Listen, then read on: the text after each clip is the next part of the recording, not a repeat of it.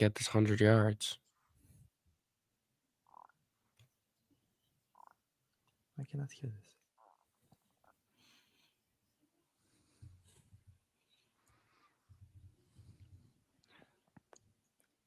Welcome in to another live stream for the Fantasy Brains podcast. I am Matthew Kahan, your host, joined by my partners, Gabriel and Charlie. And we're just going to be talking some week 5 fantasy football, some start sits, everything that comes to know with week 5.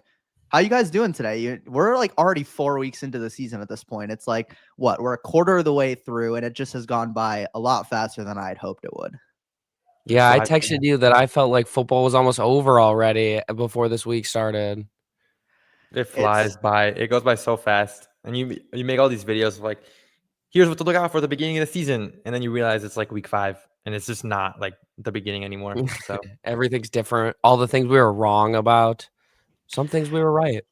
Mm-hmm. It's just been a very weird year overall. Like that's just the thing. You have so many injuries. So it's like when you have all those injuries, it's a little bit hard to kind of focus on the things that you're right or wrong about because there's just so many different variables that are coming into it. But a lot of great matchups to analyze every week, like week in and week out. You're on to the next thing. I mean, you can look back all you want and pat yourself on the back, but at the end of the day, we're trying to give you the best analysis so that people can understand the way to think about fantasy football, the way to play the game, and come in and find these players. And some of them they're going to hit, and some of them are just not going to. Yeah, absolutely. You couldn't have said it better. But let's start talking about some of these games. As you know, we have the London game wrapping up right now with the Browns and the Vikings. What is your guys' kind of take on Dylan Gabriel so far? We saw his first NFL action. He has 2 touchdowns to this point. The Browns are winning the game, but you guys think that he's the guy long term? Like, and I say long term as anything past this year.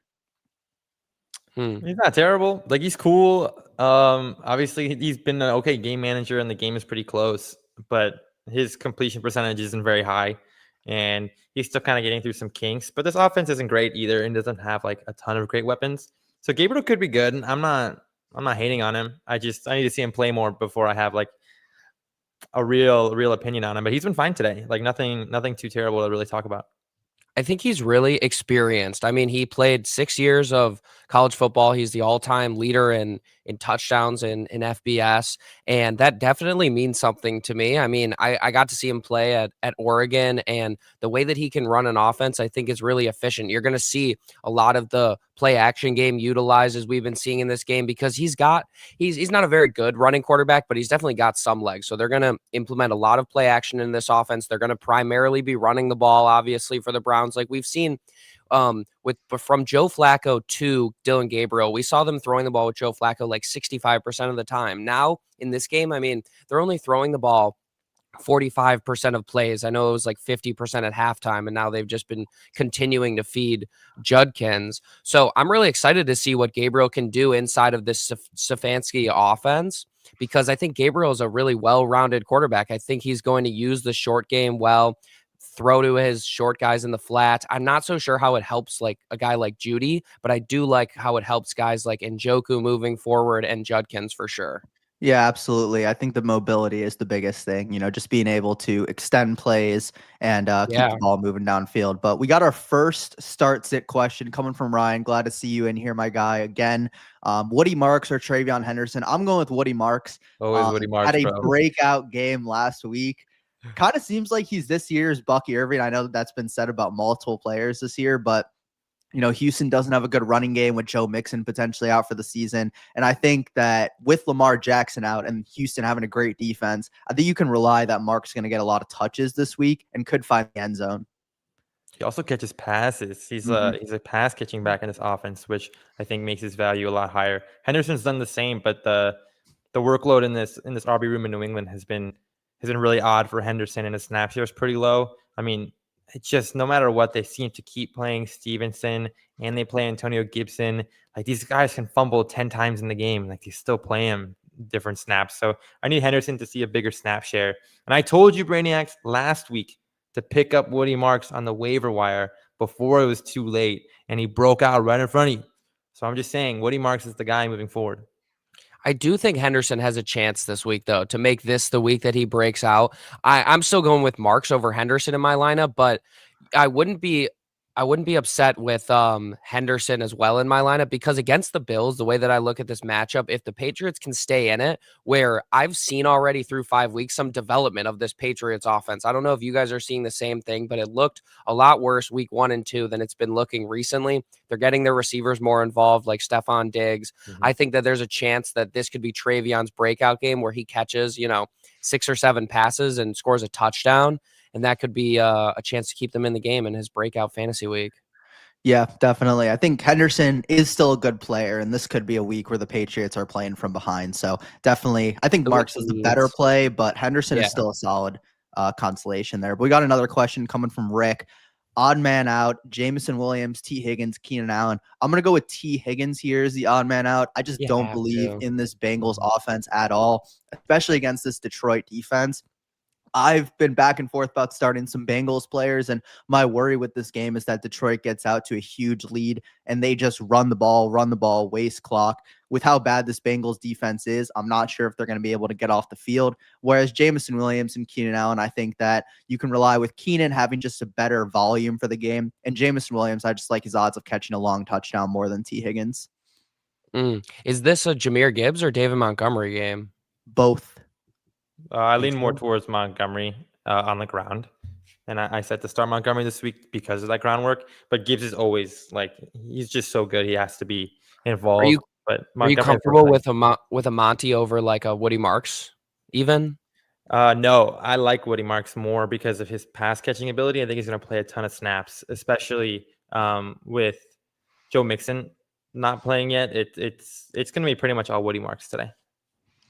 I mean, I still think we're going to see some Nick Chubb action. I mean, he still had put together some good plays. I think, you like the IQ of Nick Chubb. The athleticism might not be there anymore, but he is still, a solid football player. And just with his veteran presence compared to Marks, it being his first season, I think you're still going to get, a decent amount of carries going his way. And this Ravens defense has really not been stopping anything up front. And that's kind of gives me reason towards I feel like they're going to implement some changes and really dedicate a lot of more pressure and bodies inside the box because they've just been getting eaten up in the run game for no reason other than they just have so many guys injured on defense that they're getting overpowered. And I think they have to make some changes. And I think that might let up some down the field opportunities for Texas in this game, the Houston Texans. And so I definitely like Nico, obviously, in your DFS lineups and things this week, just for those, down the field opportunities. How about Christian Kirk coming back into this lineup? Do we think Kirk can make a difference in this game enough so that you could flex him? No. Yeah, I don't think so either. It's the offensive line that's really the issue for me and not so much the ability of Stroud or Kirk or Collins or any of these guys. It's like watching the Texans play and seeing Stroud only be able to get one read in before someone is coming to hit him every single play is really egregious to watch. It's really, really difficult to watch because it happens over and over again. That's why I love the Mark's ability to catch passes and check downs. He had 4 receptions last week. He had 17 carries last week, was super involved because their line is just terrible. And Kirk is talented and can make plays in between the field, but Stroud needs to have enough time to get on the ball. Yeah, no, I just don't think there's any situation where you're willing to start Christian Kirk. Until he shows us something this season, I can't be too confident in him. Jalen Noel has made a few plays. Yeah. Jaden Higgins made some plays last week. So I'd even say I prefer those guys over. But that could just be a really slow, 13-10 victory for one of these two teams. Where Cooper Rush could put together a couple of good drives and score some field goals. But how do we feel about him hold on, let's talk about Cooper Rush for a second. How do we feel about him with Zay Flowers and Andrews? Do we think he's going to have one target? Do we think those guys are looking better than even if they had Lamar? I feel like that can't be true, but I'm kind of excited for Zay. I feel like they're going to have to involve him heavily in this short passing game this week. I don't know. It's a little hard for me to buy into it. I think Zay is going to have a solid game. Obviously, if you get into the end zone, it changes everything. But I don't think, looking at it, that he is going to get into the end zone. I think if they score, it'll likely be Derrick Henry. This feels like a Derrick Henry game. Oh, Like come on. How many times are they gonna have to throw the ball this game? I think it's gonna be a lot. I feel like the Texans are gonna load the box to try to stop Derrick Henry and force Cooper to throw. They will, but I still think it's still Derrick Henry. Like, he's still able to. You can stack the box on him. He might break a huge run on you. Like, That's facts. I still think that you put the ball in Derrick Henry's hands this game. I'm not trusting Cooper Rush. I'm not saying he's not going to throw the ball. I think it's going to be a lot of screen passes to Zay Flowers. I think a lot of short passes to guys like Likely and Mark Andrews. It's going to be a very slow-paced game for this Ravens team. They're going to try to work on the ball control, especially with how poor their defense has looked with a couple of big injuries these last few weeks. But I like that point from you, Charlie. We saw that with Mac Jones and Kendrick Bourne on Thursday, where backup quarterback comes in and he just kind of has one guy that he keeps looking at and continues to feed the ball. If it's something similar to that, then yeah, Flowers could have a ton of value if Rush is looking his way consistently. But I'd be surprised if Rush really spreads the ball out a ton and puts up, a substantial performance this week as the backup. Yeah, I agree. I think obviously you start Flowers with, if you have bye weeks this week, you're going to start him over, some bum receiver on the bench. He is still a good player, but I think his upside is definitely capped. You can I think he has a good chance at a top 15 week this week. It just depends how the Texans play him. Because what if what if they just have Stingley follow him? Then he's probably not going to have a good week at all. I feel like Flowers is going to play in the slot and he's going to move around, and so I just see this as an opportunity for them to really try to use their short area weapon. And I don't think Bateman is going to have a very good game unless Cooper Rush wants to chuck the ball down the field, right? So I mean, Mark Andrews and Zay Flowers, they're the close targets. They're definitely the safety blankets for this offense. So if Derrick Henry can't get going because they just decide to put 7 or 8 bodies up front, it might be a good week for Zay and Mark. Yeah, absolutely. Let's talk about some of these matchups, some other matchups today. Definitely have some injuries. Looking at this Raiders Colts game, let's talk about Brock Bowers. Bowers goes out, and you're not worried about starting him. You're not worried about starting him at all this week. But rest of season, I think this is a good move for him because you have to be willing to rest in order to get better for the season. And he just kept going week after week with this knee brace on. And I'm just curious if you guys are buying him rest of season at this point, now that he is actually taking a rest. Gabe, what do you think? I think it's a good shout, honestly. The offense is different than what it was last year, and there's no denying that. I don't know if Brock Bowers is that clear elite tight end 1. Are you buying him? Tight end 2, but I would buy him because think about it this way: they said this injury was week to week, and then he spent 2 weeks where he literally would tell the media that I'm not 100%, I'm not moving how I want to, and then I would be like, oh, so why is he playing? He's not doing anything. So I think what Kahan is saying is true. This is a good move, and I like him moving forward because he's so talented, and Gino, for all the mistakes that he makes, he slings the ball, and he's still gonna throw it a ton, and he's not afraid to make plays downfield. And I think Brock Bowers benefits from that when he's actually fully healthy and making plays. It's a really interesting situation because I think the Raiders are just as good as I thought they would be, which is not very. But Brock Bowers is not having as good as a season as I thought he would have in that environment, and so that's probably the reason why I'm not buying because.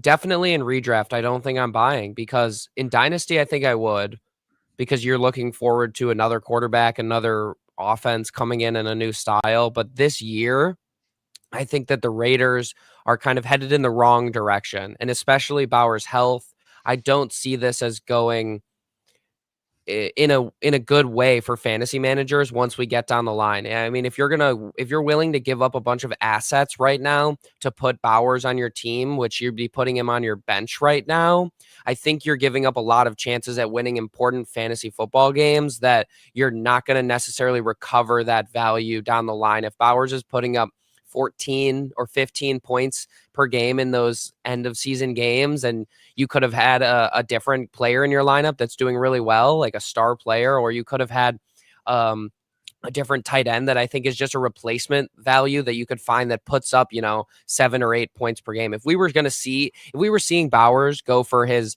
19, 20, 21 points and be a PPR monster early on in the season, I would definitely say go for it. But now with the injury and also the less involvement that we expected, I think you should avoid him in redraft.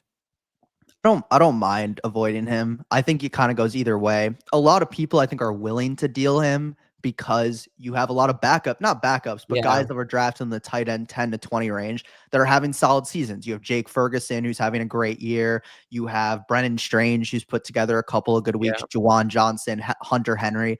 So I think there are a lot of people out there that might have Bowers and they have him on their bench. So I think if you have a better tight end than Bowers that's looked good through this season, I'm willing to deal him for running back or wide receiver help to one of those top teams that's willing to wait a few weeks for Bowers to get healthy and they have a couple scrap running backs or wide receivers on their bench. But we got a question coming in from Daniel. Michael Carter or Emari DeMercado. I'll be honest, I don't love either of these options. I would go with DeMercado just knowing that he's the guy that's already been on this active roster for a couple weeks now. And I also do believe he has a better receiving upside. Yeah, I kind of think Michael Carter's going to get a good deal of work on the ground, but it's not going to neither of them are going to have crazy fantasy days, but if anyone's going to score a touchdown, it might be Michael Carter.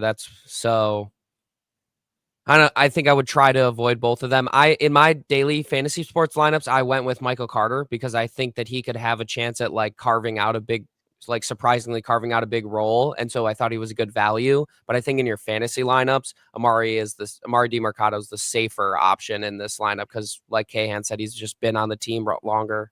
I also think he might have more upside too, Charlie DeMercado, because at least the drive that we saw last week when Carter was out, DeMercado he scored the touchdown. So that's kind of enough for me to be like, if he can catch a touchdown, then it's worth it, because I don't really see any of these guys, like you said, having really big days. And I think DeMercado's touchdown upside might be a little higher, honestly, than Carter's. Yeah, I just like the fact that he seems a little bit more proven in this offense right now. But both options, to be clear, I don't think either of these guys are a great start. And I think we can probably all agree on that they're not great. They do have some upside. Like one of them could end up dominating the snap share. Dude, I feel like Michael Carter's a better receiving back than Emari DeMercado. I know that's not the general belief. I feel like people are saying that Emari DeMercado's better, but Michael Carter out of UNC, I felt like was the receiving back, and I feel like he compared a lot to Kenneth Gainwell in a lot of ways, and so I think that he could surprisingly be involved in this game. But that's the question: is if he was better than DeMercado, why has he not been on the active roster over DeMercado in these past few weeks? That is the thing, and I think it has to do with Trey Benson, probably.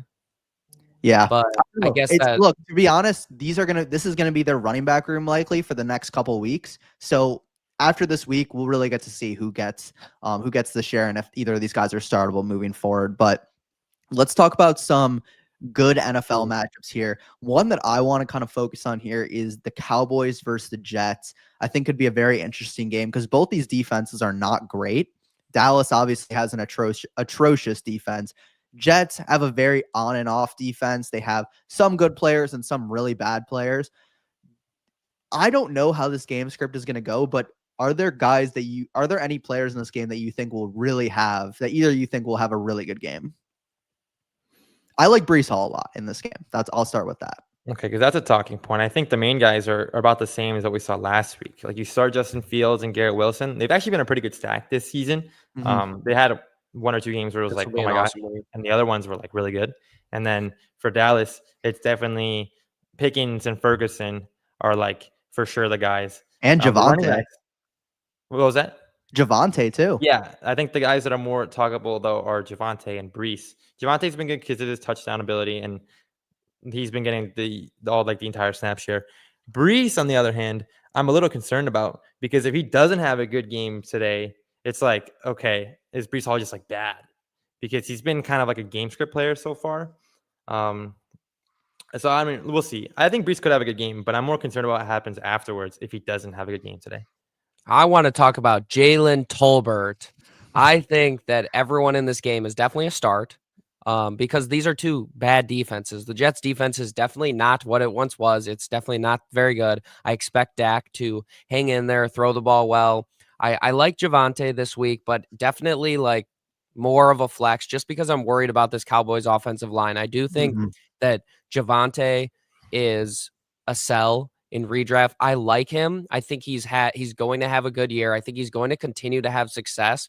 But I am worried that if this Cowboys offensive line keeps facing setbacks, keeps facing injuries, and can't figure it out, that by the end of the season, it could be rough for their rushing attack. I think their passing attack is going to always be fine. Pickens is going to be awesome this game. I think they're going to chuck him the ball. Tolbert has a chance to sneak in here as the second option potentially. Obviously, you have Jake Ferguson, who's probably a premier option in this game as well. But Tolbert has a chance to be that second or third option in this game, where if Sauce takes away a lot of George Pickens, then we could potentially see a lot of those targets go Jalen Tolbert's way, even ones down the field, because Tolbert can hit the middle of the field as well as go deep down the field. So that should be pretty interesting. On the Jets side of the ball, you nailed it with Brees. I mean, he's in a lot of my DFS lineups too. It's Brees, it's Garrett, and it's Justin Fields, because that's how the Jets are run right now. And you're hoping for a top 5 week from Justin Fields this week. No question about it. I also think Taylor's pretty exciting at the tight end spot with the Jets. I think he's someone. Yes, I just picked him up in a league. Yeah. He's someone who has put together 2 good weeks in a row now, where he's starting to get a little bit more comfortable in this offense, as well as Justin Fields getting a little bit more comfortable in this offense and him being healthy. I think Taylor now becomes kind of that like second option in New York behind Garrett Wilson, where we see him getting value in the middle of the field, and he could potentially have maybe 4 or 5 receptions for like 50 yards or so. But I mean, at the tight end spot, Dynasty. Yeah, Dynasty is good. And then even that's a pickup though. In redraft, Mason Taylor's a pickup. If you had Bowers, let's say you thought Bowers was going to play and you have Bowers right now and you don't know what to do in your lineup, you can go and pick up Mason Taylor from the Jets in a lot of leagues. He is still available. You should pick him up and play him. That's an exact move that I actually made, because I have Bowers and Pitts in a league, and so Pitts is on bye this week. I had Bowers. He's not going to play. I went to the waiver wire and picked up Mason Taylor. Yeah, I think this week is a good start. Moving forward, I don't know, just because I still don't believe in this Jets passing game. Yeah. It's still very, very, very lackluster. But I agree with everything you guys said. I think Brees is going to have a huge game. I think this is his week to really show out, break a really long touchdown. Braylon Allen's out for the most likely the rest of the regular season at this point. So I think with Brees Hall, in my eyes, he's a very clear buy right now, because I think if he stays on the Jets, you have a pretty much almost guaranteed 3-down role. And if he gets traded, you're just going to another team where that obviously wants to use him and is likely going to be better than the Jets. So I think Brees Hall's a really good buy right now. We know what his talent level is. He was a top 5 back in 2023. So I think he's a really good play this week and in the future. But I like what you guys said about the Cowboys offense. The Jets defense has not been great. So I think you kind of got to ride all those Cowboys options. But does your opinion of Brees change if he doesn't do well today? Like, do we have to have that conversation if he has another bad game? Shocked. I mean, I couldn't see him even playing. If he plays 45% of the snaps this week, I could not see him getting less than 12 or 13 fantasy points. I mean, he's playing the Dallas Cowboys. I feel like he's guaranteed like 3 catches too in this game. So I just think with Braylon Allen being out now, you get the goal line carries too, which is just huge rest of the season. So I would be absolutely shocked if he plays less than 45% of the snaps and has less than, 13 to 15 fantasy points, because it seems like he's lined up for a great day. Absolutely. Let's talk about a couple other games here. Another game that's going to be very interesting is Seattle versus Tampa Bay. 2 3-1 teams. Seattle has been a huge surprise this year. I mean, I was very low on Seattle, and they came out. They look like a well-oiled machine. Sam Darnold looks great back there. JSN looks unreal. The running backs look good. What is your guys' opinion on starting Kenneth Walker this week? Gabe, do you have an opinion on this? I do, but it's from watching him play last week. I think Kenneth Walker is a fine start this week, but I am concerned about the way that the Seahawks use him. And honestly, the way that he's been playing, because he has a tendency to force going out wide instead of downhill. And there were points last week where he had maybe like 3 carries where he lost yards because he just kept trying to run around. And if that continues this week, there's definitely going to be some change with Walker and Charbonnet, who's getting the snaps. But I've been liking Walker's snap share as well as his big play upside. And I like starting him more than Charbonnet for that reason.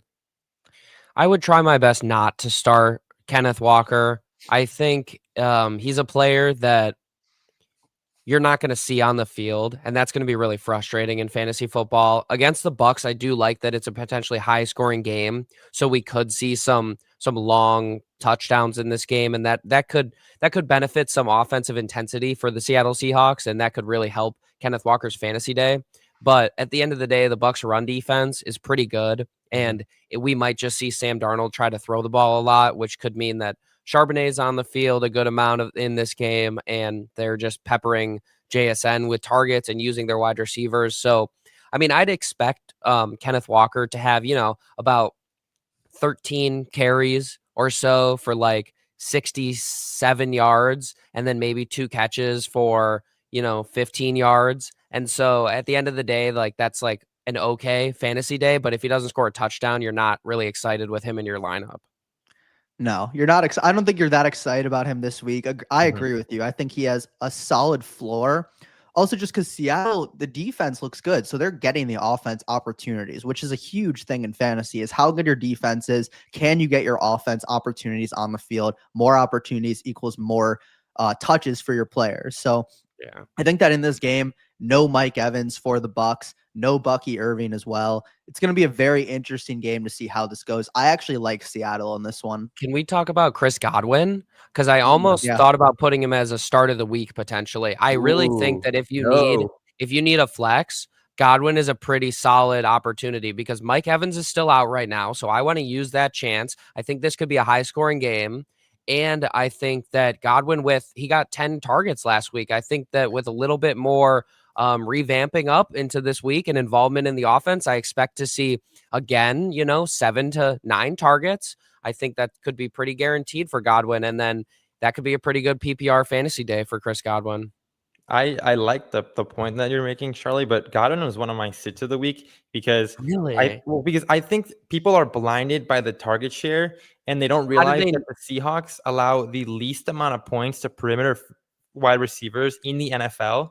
And Baker Mayfield has been playing injured at practice all week. I don't think that Godwin has a big performance like he did. I don't think Godwin has a big performance, and we saw last week that even with those targets, he didn't do anything. I don't know if that target share is going to change. I don't think that target share is going to be enough for him this week when he has another 40-yard receiving day. Really? I don't see how he can't have. Who else is going to get a target? He is getting more targets than Cade Otton. I mean, Sterling Shepard is going to get more targets. Egbuka gets his, but they're usually down the field, and Godwin can run in the slot a lot of the time, be involved. I seriously... I do not think he'll have less than 7 targets this game. But the target argument, I already brushed past that. I told you that. What do you mean? He's going to get targets this week. What I'm saying is he's not going to produce. He's not going to produce with the targets that he's getting anyways. So I think people are blinded by the fact that, oh, look, he's going to get the ball thrown to him 7 times. When he catches 3 passes for 45 yards, like you're still not scoring points with those 7 targets. I know, but I'm not saying he's going to have some crazy fantasy football day. I'm just saying that if you need a flex, I think Godwin is a good opportunity to get 8 catches for 60 yards, 7 catches for 70 yards, And if that happens, that's a 14, 15 point PPR day, and you're pretty happy with that at your flex if you're going with Godwin. Yeah, I'm going to be with Charlie on this one just because with Chicago, Green Bay, and Atlanta all on bye this week. Those are 3 offenses that have all looked good this year. And so there are likely a lot of players that people out there have on bye. I think Godwin's a pretty solid flex option. Rashad White. I'd start him over like Devonta Smith this week. Rashad White. How about him though? Because I think I'm talking about him in terms of I could easily see him in the top 2 of targets this week for the Bucks. Yeah, he's going to have a target share definitely involved. I don't think that necessarily will take away from Godwin's whatsoever, but I agree with you that Rashad White, I would start in my flex over Godwin. Yeah, absolutely. I think that Rachaad White, they said he's going to be getting majority of the carries this week, so he should be a very solid flex play, especially with his receiving upside. But let's get on to some of these other games here. Let's talk about the Cardinals versus the Titans. We haven't seen the Cardinals in a while because they played Thursday night last week, so it's been 10 to 11 days since we've seen them. Obviously, they did not look great. Marvin Harrison looked awful until about the fourth quarter when he started putting together a couple nice plays, caught a nice touchdown. You also have on the Titans side of the ball, Tyjae Spears activated, which is pretty big for their offense. They get their receiving back on the field. And on top of that, or next week? This week. Spears is going to be active today. So he's coming back this week. He's going to be in. So what is your guys' opinion on starting Tony Pollard this week against the Cardinals defense that does rank in the below average range of fantasy points for running back? So it is a good matchup. I do what I can to avoid him. He's been disappointing this season. I mean, it's just the reality. It's just reality. Like, he's been disappointing week to week. He had a good. This is the week. This is the week to start him. This is the week where everyone says Tyjae is coming back, and so this is the week that Tony Pollard scores like 2 touchdowns because Calvin Ridley is not scoring, and this is the week that the Titans finally start figuring it out. Cam Ward's going to start running the ball. We're going to have some misdirection. Tyjae Spears is going to get involved, and so this is the week that Tony Pollard gets in the end zone. I have a tough time arguing that with just what I've seen. I feel like that argument comes from just like in the air. Like, this is just, this is it when we just haven't seen that. They just played tough. No, the Titans have played really tough defenses so far. They've played the Denver Broncos, then the Los Angeles Rams, the Indianapolis Colts, and then the Houston Texans. I really think that there's something to be said about Cam Ward has looked difficultly good, where on the day-to-day down, it's been tough for him. It's been really rough out there, but he's shown some highlights and made some crazy plays because he's been forced to. This team has been in some tough situations where Calvin Ridley hasn't been able to get involved. He's been going up against some of the best NFL's best cornerbacks. Like, I think that the Titans need to be given a chance to have a game against a good defense. I would not go away from Tony Pollard just yet. I think we should let him have this game, and then you might not even start him again for the rest of the season. But like, if there's one week, it's gonna be this one. And that's fine. At least he touches the ball enough where you can actually be like, okay, right? Like 14 to 15 carries. He caught 3 receptions last week. Like, the volume is there, but we had that argument since day one, and he's essentially been tough not startable since day one. Tough games. I'm not gonna lie. He hasn't been as bad as you were saying. Like, this is a guy that was drafted as an RB3. Like, him getting 92 yards on the ground is cool in week 2, but like, you need him to produce fantasy points. He's put together 3 weeks with 10 plus. I know it's 10 to 13 points, but again, this is your RB3, so you're not expecting much. When he hasn't scored a touchdown all season, I think that upside is fine. But we have a question that actually just came in. Sit Stroud and Texans defense or play? I think we can all agree that you probably should be sitting Stroud. I don't know who else is out there. But why? You're starting CJ? What if okay. All right, the Ravens have no defense. They're all injured. Like 6 of their starters are still injured. I know, but what has Stroud shown us this year to say that you should be starting him with no rushing upside? Dude, I just feel like would you? Okay, I think we can all agree. Texans defense, you start them this week. 100%. Yeah, but that's a play against Cooper Rush. Would you guys take? I'm going to say rank these 3 players this week. Okay, Jackson Dart against the Saints, Spencer Rattler against the Giants, and CJ Stroud. Yeah, Stroud's at the top of that list for me. He's in the middle for me. I have Dart over him and Rattler last. And Stroud would be last for me on that list, I think, just because he doesn't have any rushing. So we all pick something different. I agree. The Ravens defense is banged up, but this Texans O-line is just so bad, and it's in Baltimore. Dennis. Who's your other quarterbacks? I want to know. Right. That's what it comes down to. Who's the other quarterback? You're playing the Texans. I know those guys are probably on the waiver wire this week. And I think those guys both have solid matchups. And I'd rather play in that game than in this Texans-Ravens game that could just be an absolute shitter. I mean, I wouldn't, but he said he has Herbert. Yeah, like you obviously start. I think Herbert against Washington. You got to go Herbert. Yeah. You've got it. That could be a high-scoring game too. And Herbert's already one of the best fantasy quarterbacks of the season. Yeah, Herbert you needs got to to start. throw for some more touchdowns, though. Mhm. To really, In I mean, the he's the definitely the start here, but he needs to just start throwing for some touchdowns. Last 2 weeks, he has like 1 touchdown thrown in both weeks. We need him to throw for some touchdowns. Yeah, absolutely. I think you go Herbert on this one, but let's talk about some of the other matchups on the week. Let's actually just talk about that matchup, the Chargers versus the Commanders here. I'm a little bit more interested on the Commander side to start because you have Jaden Daniels cleared to play, but he is going to be very limited. And I'm even willing to say that I think Jaden Daniels is my sit of the week at quarterback. Wow. And that's strictly because I just don't think he's going to be running the ball. I think that this is like if he goes out there and throws for 285 yards and 3 touchdowns, I'm fine with being wrong about that. Can But you I really don't think see you're going to him get there, that though? rushing upside this week out of Jaden Daniels. I still like some of the options on this team. I like Debo this week. I like Zach Ertz this week because I think that it's going to be a lot of checkdowns. They're going to want to get the ball out of Daniels' hands quick. So But I don't think the rushing upside. What quarterback could you be playing over Jaden Daniels? Like, I would would you take a bunch play of Daniel guys. Jones? Yes, 100%. Yeah. Okay. Yeah. How about on the flip side of that, Geno? That's No. Jaden. That's Jaden. No, just because Geno has not been good. But I would take both those Bryce Young against the Dolphins. No, Do you have the balls to start him? no. But I would Baker? take Dart over him. Really? I would start Baker over him Really? too. Baker? I would start Baker. Yeah, I would Baker's hurt start though, which is a little concerning. But Baker's just a dog. Like he Drake always finds May a way to score. against the Bills? definitely Yeah, for sure. Drake May. Drake May's been like a top 5 guy this year. Okay. I Okay. think you're starting a lot of Trevor quarterbacks Lawrence? on this No. list. You got to start Jaden Daniels over T-Law. Yeah, because Yeah. KC is a tough defense. But I'm telling you, Jaden Tyler? Daniels, if you look at this injury that he has, like he is going to be limited when it comes to running. Like if he's out there, I think he will rush for maximum 20 yards this week. Yeah, but he can throw the ball well. He can, but without Terry, are these weapons looking that great? Yeah, you're right. You're right. I like either way. Are the I don't Chargers think going to blow there's them out then? I think it's possible. I don't think they'll blow them out, but I think you're looking at like a 27 to like 14 game, like 2 touchdown game. But yeah, that's pretty we handily. got another. Before we talk about the Chargers side of the ball, let's get to this question here from looks like Kalel. Need some last minute advice on my RB2, Genty or Javonte Williams. Appreciate your help. Thumbs up and subscribe. Appreciate you, my guy, for tuning in this morning.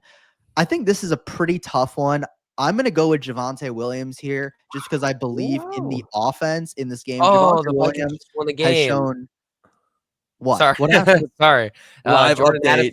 Addison just scored a touchdown with like 20 seconds left. Wow. Jordan Addison just they're caught gonna like go 4 for, receptions on this drive too. Like he literally went from 0 to hero in one drive just to potentially give you like a huge fantasy boost. He actually had 2 points going into this drive and caught 4 passes and a touchdown. Hey, that was like kind of the same last week when he caught that one long play. Yes, true. But that is crazy. We'll see if Dylan Gabriel can lead a touchdown drive in the next 20 seconds. So you're going Javonte over Ashton Genty this week. Yeah. So let me just explain real quick. I think Yeah. that with Javonte, what we've seen out of Javonte this season, I think you can guarantee that he is going to get the volume. I know we spoke about him earlier, but he's the RB7 on the year, and he has looked good. Aside from getting the volume, I've genuinely been impressed with Javonte as a running back. He's broken a ton of tackles. His hands look great. His vision looks great. And when you have a 20-point performance, 25, another 20, and 14, I don't know how you can sit this guy where Genty pretty much his only good performance on the season is against this Bears defense where he absolutely went off. And when you look at this game against the Colts, where the Colts are a great team and Genty is not shown to be in the game when they're down, I think Javonte is the better play. I want to hear you. You're like this is a great problem to have. Well, they're both really good running backs. They're ranked back-to-back this week in Sleeper, but I think it depends on my matchup. If I am playing somebody in my league you're playing somebody who's 3-1, they're 4-0, they have a really good team, and I don't have the best team, then I'm starting Ashton Genty. If you have a really good team and you're rolling and you're looking for that floor, then Javonte is the move. But I really don't think you can go wrong. I think they're both going to have good weeks because I think Genty is going to catch a bunch of passes this week.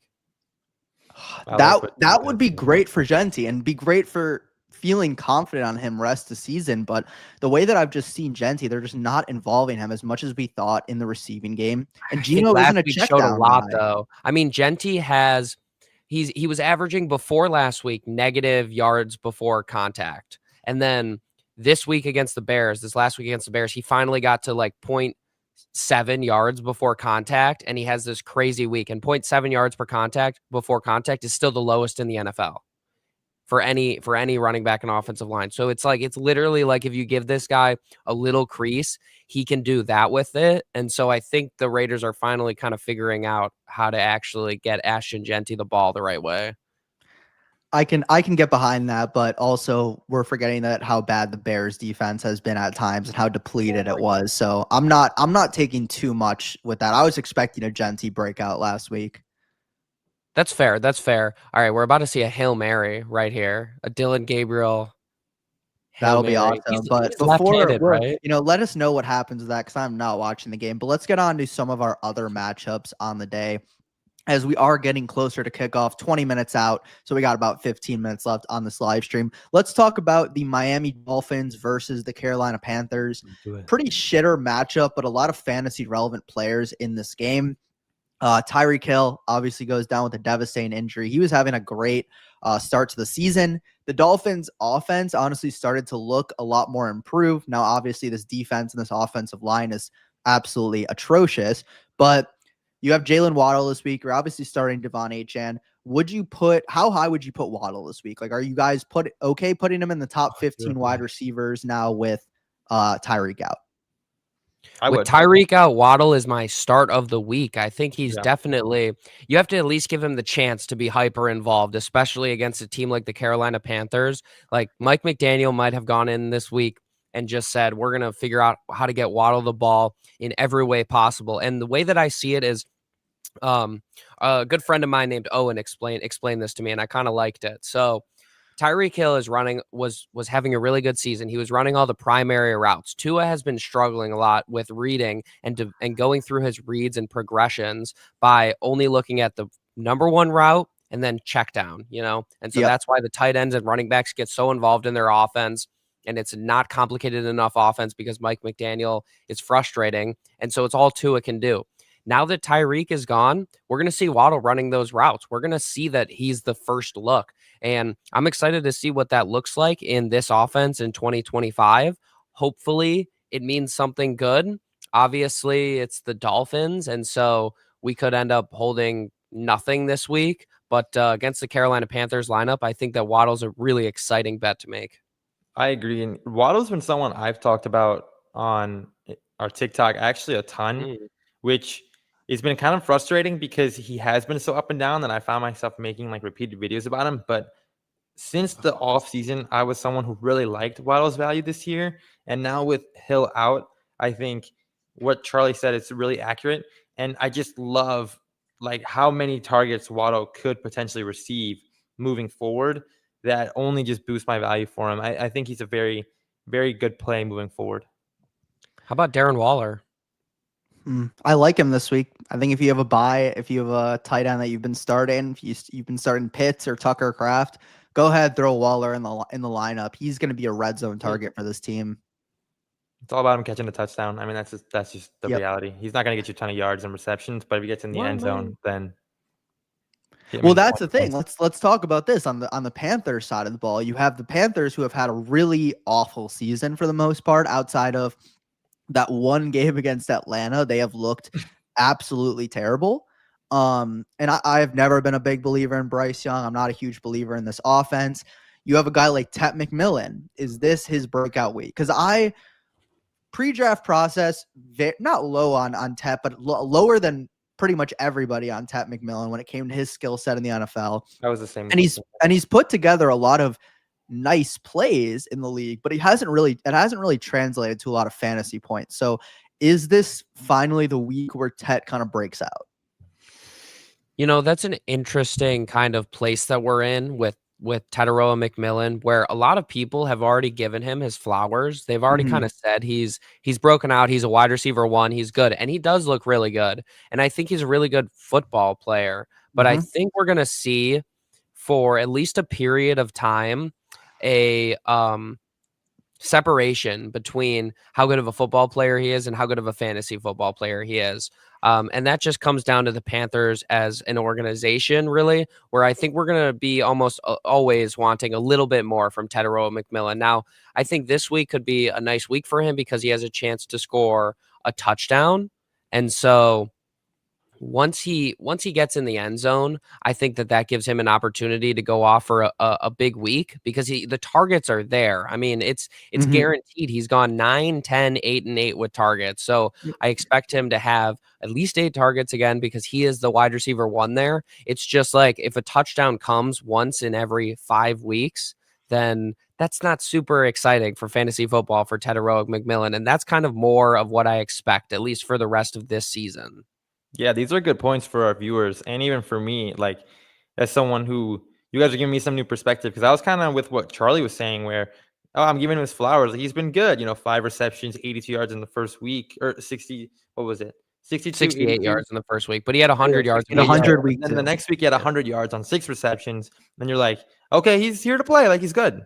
But Charlie has a good point here where it's like if he isn't able to actually get in the end zone and this team being as bad as it is just doesn't give you a ton of red zone opportunities or touchdowns in the first place, except for that really weird week against the Falcons, then yeah, Tet isn't going to be that exciting because at the end of the day, if you, even getting 100 yards and 6 receptions, I mean, you're getting, 16 points and whatnot. Like that's not that exciting when you look in the NFL. Like that's a great game. But it's really good. No, that's really good. I mean, I feel like that's really good in fantasy, but that's about the hardest way to get 16 fantasy points. That's what I'm saying. Like it's a good week, but it's not like that exciting, and it's tough for that to like really win you your week. You know what I mean? Where that big 100-yard receiving day with a touchdown, and now you have 24 points is like huge. You know what I mean? Yeah, he's just going to be more like the best rookie wide receivers used to come in the NFL and be a certain way. Before we had Justin Jefferson, Jamar Chase, and all these guys, like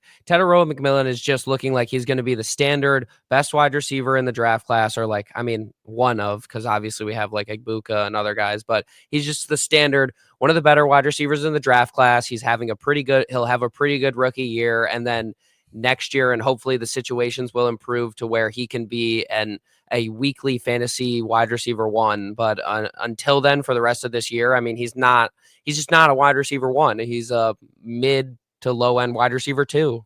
Yeah. And to be honest with you, with McMillan, I think this is almost what a lot of people expected with Malik Neighbors last year. It's kind of a similar situation where you have really nice talent coming in, but are they going to get touchdowns? Like Ted's value is that if he's in a good offense, like he gets a lot of comparisons to Mike Evans, and that's for good reason. He's great ball control, great body control, great ability to track the ball and great body control.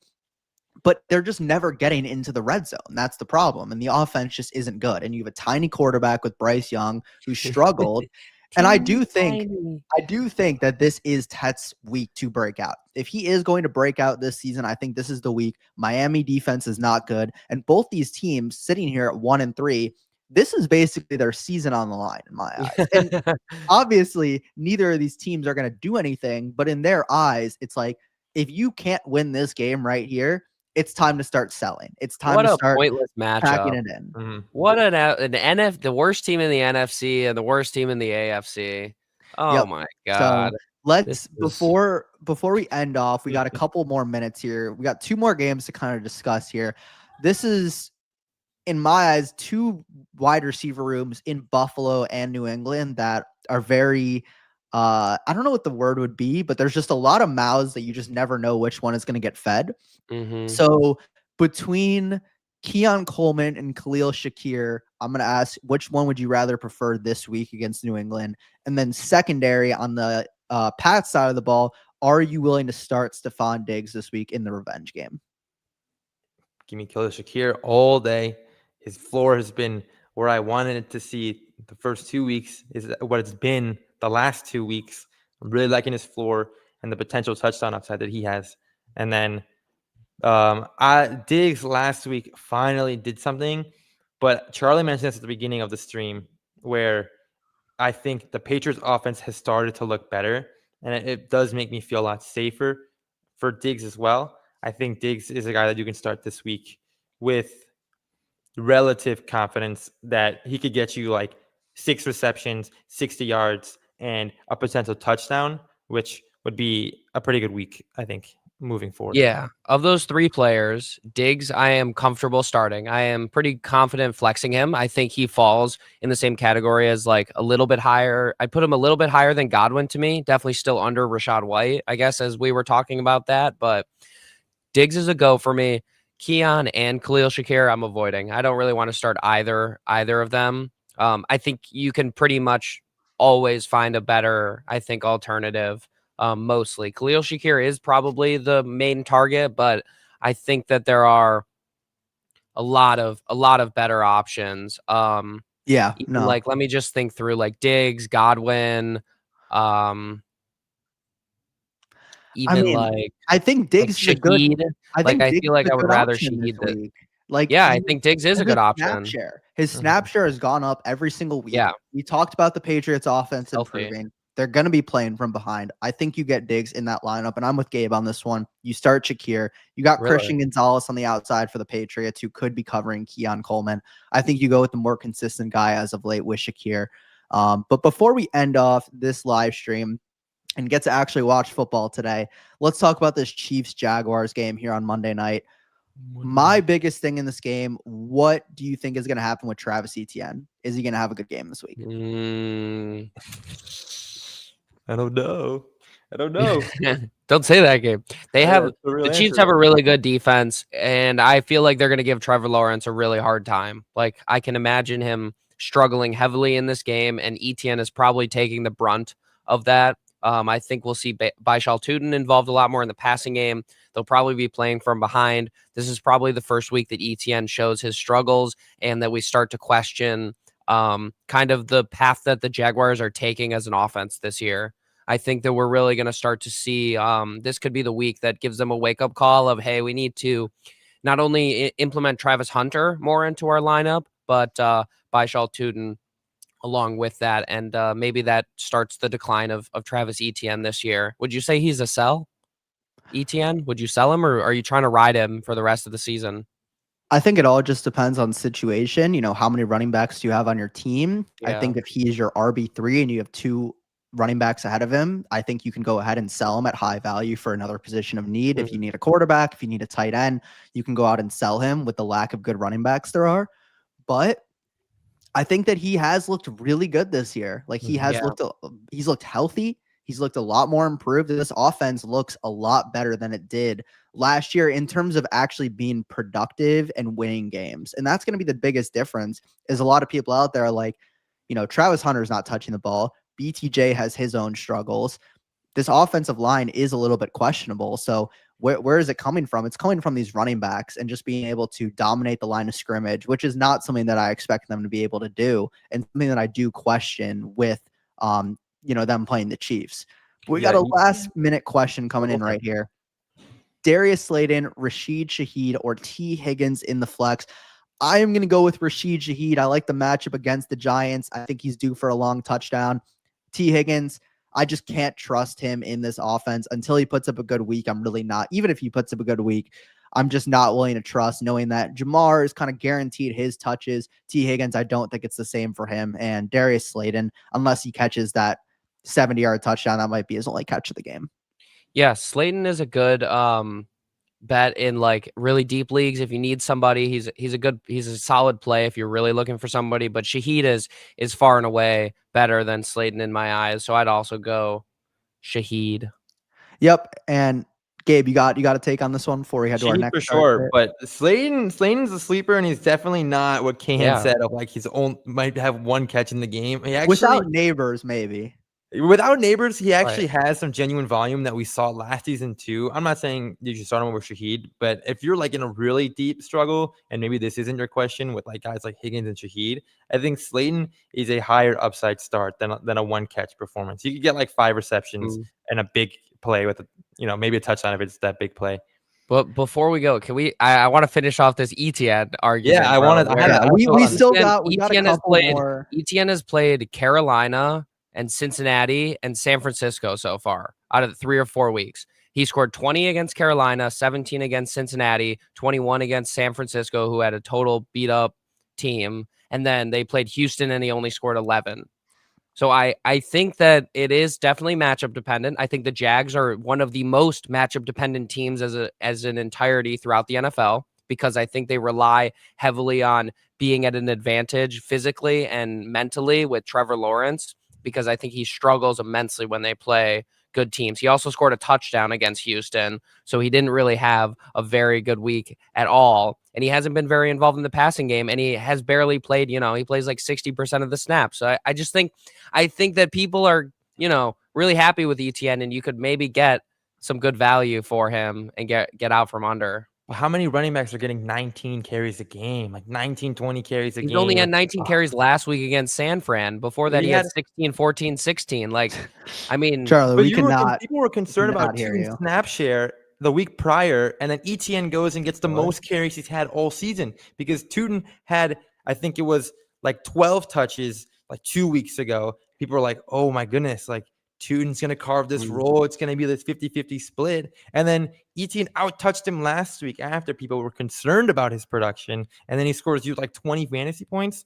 I'm really with keeping ETN. I don't think you should sell him, because there are just not a ton of running backs who get the amount of touches that ETN is getting and producing like how he is. But there is a point to be made that he could be matchup dependent. And I think this matchup, he can struggle. Well, okay, well, we need to look and see, like, what are the Jaguars matchups moving forward? Is ETN going to be a good playoff guy? Like, things I need to look at. Are his matchups good when the games matter the most? Because if that's the case, then, like, trade for him. But I have to look at things like that. Yeah, absolutely. I like the analysis. We'll see how he does this week. Quick, before we get off, let me just get no analysis here. Just pick. We got a couple questions from Instagram. Juwan Johnson or Travis Kelce? I'm going Juwan Johnson. Travis Kelce. Anything from you, Charlie? Juwan Johnson. Okay. And then one more on the docket. We got JMO or Dobbins. I'm going to also take, I don't like either here. I'm going to go JMO. JMO. Yep. JMO. Well, yep. Hopefully everybody enjoyed this live stream. We love coming in here, talking ball, answering your guys' questions. So definitely make sure to check out all of our social medias at Leatherbrains on Twitter, Instagram, TikTok. Check out all of our content on there. And we will be live once again next Sunday as well. So definitely make sure to check that out. Thank you, everybody, for tuning in. We'll see you next time, and enjoy the games this Sunday. It's going faster than you know it. Peace out.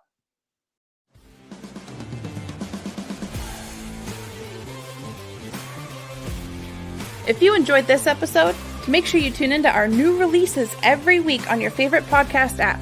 Follow us on Twitter, Instagram, and Facebook, and check out leatherbrains.com for all of your fantasy football needs. And remember, Brainiacs, a championship should be more than a fantasy.